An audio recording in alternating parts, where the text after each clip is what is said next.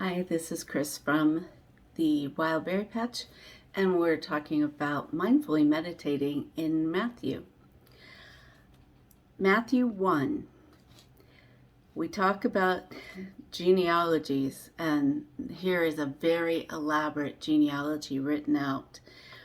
The key that I think about is the women. Women were not normally mentioned in genealogies in the Bible. So the women being mentioned is very interesting.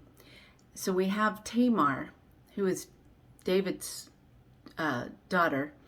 She has Perez, and the thing about Perez and Zerah were she was mistaken as a harlot, and so this is from sexual abuse or a sexual misconduct, let's call it that.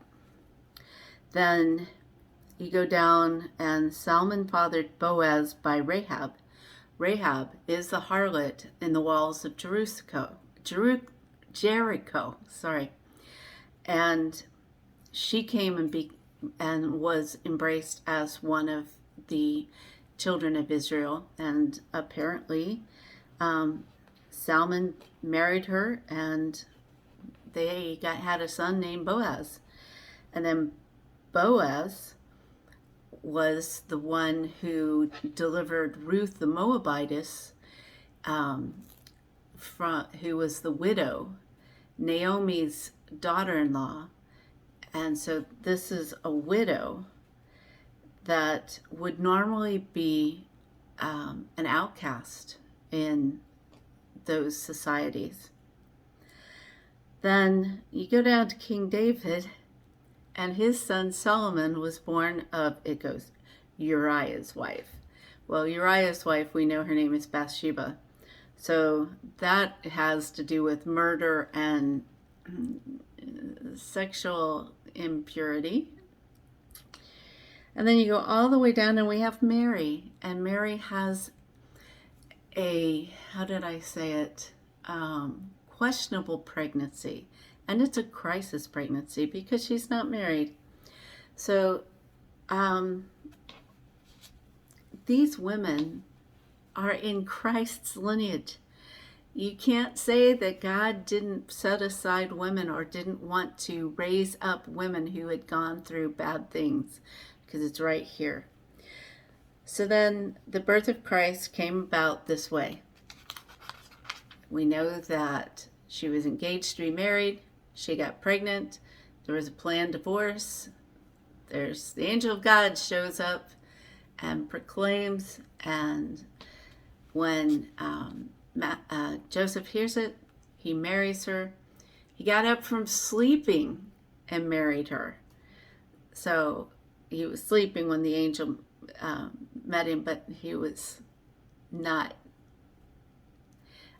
he didn't wait for 3 months or something like that. So there was no longer any wedding planning. He married her immediately. He made it legal. Now for mindfulness, and this is mindful meditating, okay? It's not crazy stuff. I'm just, when you take a verse and you repeat it to yourself, it takes on new meaning, the way I'm talking about it. And by the time you're done repeating it, there's a good chance you've actually memorized it. So my example is Matthew 1:18. This is how the birth of Jesus the Messiah came about. Okay? And I would get in a comfortable position so that I can just focus on this, because I'm meditating on this verse, okay? This is how the birth of Jesus the Messiah came about. This is how the birth of Jesus the Messiah came about. This is how the birth of the Messiah, Jesus the Messiah, came about. This is how the birth of Jesus the Messiah came about. and just meditate on whatever verse you might find in this chapter. Other chapters might be a little easier. I also have a coloring page, and then I've got 3 quick questions.